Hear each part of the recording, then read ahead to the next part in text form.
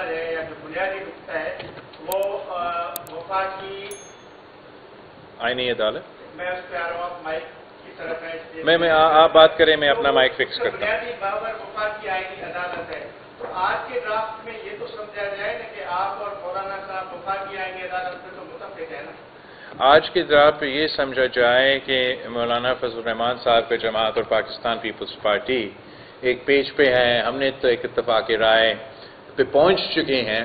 उस इत्तफाक राय, उसका सेंसस का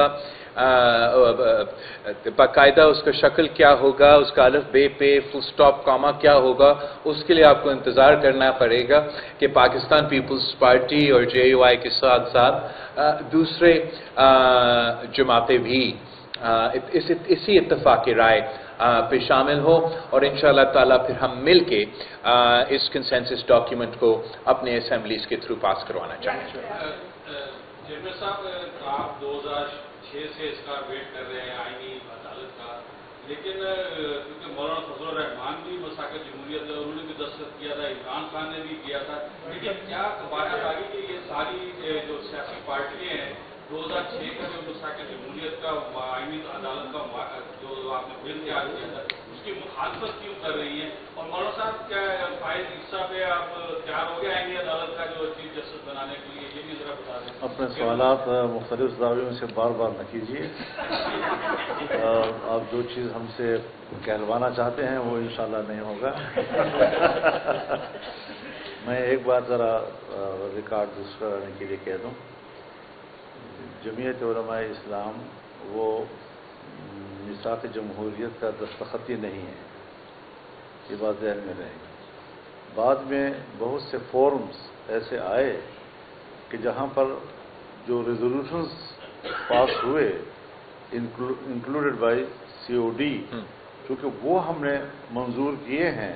तो जाहिर है जिस तरह की पीपल्स पार्टी और मुस्लिम लीग COD के अपने आप को पाबंद समझती है,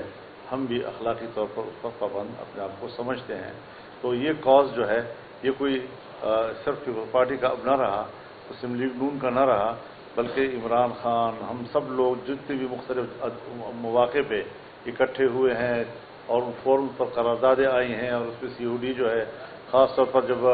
लंदन में all parties conference Nawaz Sharif साहब ने बुलाई थी तो उसमें भी तकरीबन यही है कि COD का उसमें जिक्र है और हम सब मौजूद थे उसमें। तो ये चीज़ मद्देनज़र रहनी चाहिए कि उसूली बातें जो मुल्क के लिए होती हैं, जमहूरी निज़ाम को, आइनी निज़ाम को, आइन की बालादस्ती के लिए, तो ये अच्छी बातें हैं। एक ज़माना था जब हिज़्ब इख्तिलाफ और हिज़्ब इक़्तिदार एक दूसरे को गिराने की कोशिश करते थे, तो उसमें एक इत्तिफ़ाक़ राय हुआ कि इख्तिलाफ़ राय करेंगे, गिराएंगे नहीं एक दूसरे को। तो इस तरीके से हमें अब आगे बढ़ना चाहिए ताकि मुल्क के अंदर एक मुस्तहकम निज़ाम चले और जो हमारे निज़ाम को गैर मुस्तहकम बनाना चाहते हैं वो मायूस हो जाए।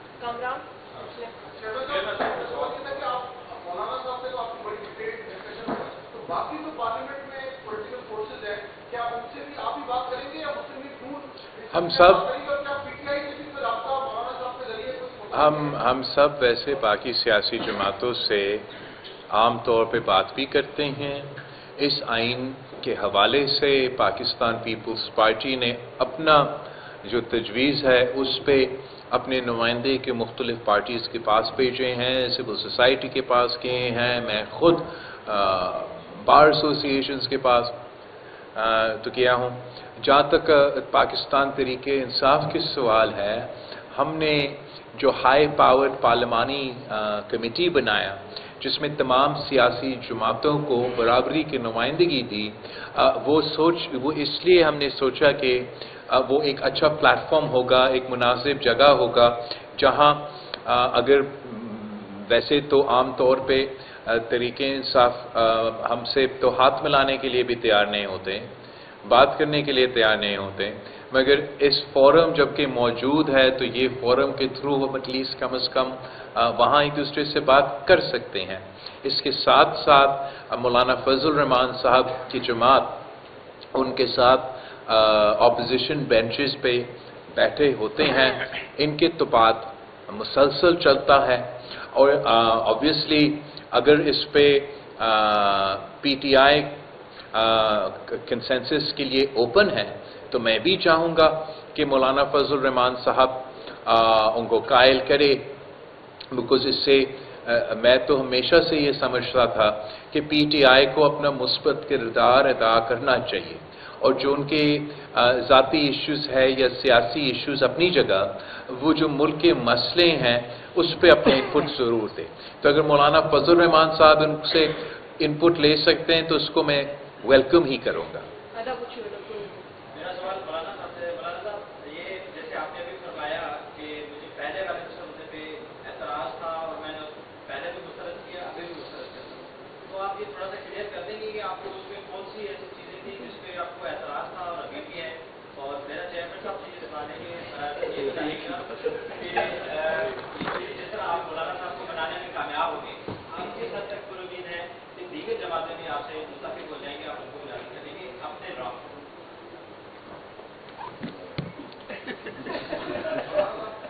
ایک بات جو میرے خیال میں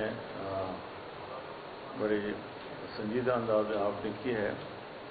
منانے میں کامیاب ہو گئے۔ کس چیز پہ منانا ہے؟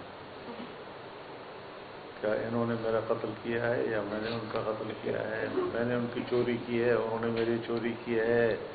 انہوں نے مجھے نقصان پہنچایا، میں نے ان کو نقصان پہنچایا؟ دونوں الگ الگ سیاسی پارٹیاں ہیں، الگ الگ ان کی شناخت ہے، الگ الگ ان کا منصور ہے، الگ الگ ان کے فورم ہیں، اپنے فیصلے ہیں، اور سیاسی جماعتوں میں اختلاف کے باوجود ملک ایک ہے، کاز ایک ہے، اتفاق رائے پیدا ہوتی بھی ہیں، اختلاف بھی پیدا ہوتے ہیں۔ تو آج اگر ہم لوگوں نے کچھ چیزوں کے اوپر اتفاق کیا ہے تو وہ ایک معمول کی سیاست کا حصہ ہے، اور یہ رہنا چاہیے، یہ ہماری سیاست کا حسن ہے۔ ہم اس سلسلے میں چاہیں گے کہ حکومت اور اپوزیشن سب مل کر ایک آئینی ترمیم کی طرف جائیں۔ آخر 18ویں ترمیم بھی تو ہم نے مل کر کی تھی، حکومت والے بھی اور اپوزیشن والے بھی سب نے مل کر کی تھی، اور جب آئین بنا تھا تو اس وقت بھی تو تمام پارٹیوں نے مل کر آئین بنایا تھا۔ ذوالفقار علی بھٹو پرائم منسٹر تھے، بلکہ اس آئین کی روشنی میں پرائم منسٹر بننے والے سے پہلے صدر پاکستان تھے، اور اس میں میرے والد صاحب شریک تھے، خان عبدالولی خان شریک تھے، پروفیسر غفور شریک تھے، چودھری ظہور الہی صاحب شریک تھے، محمود علی قصوری شریک تھے، اور بلوچ رہنما اس میں شریک تھے، غوث البدنجو صاحب اس میں شریک تھے۔ تو اس طریقے سے اس زمانے میں بھی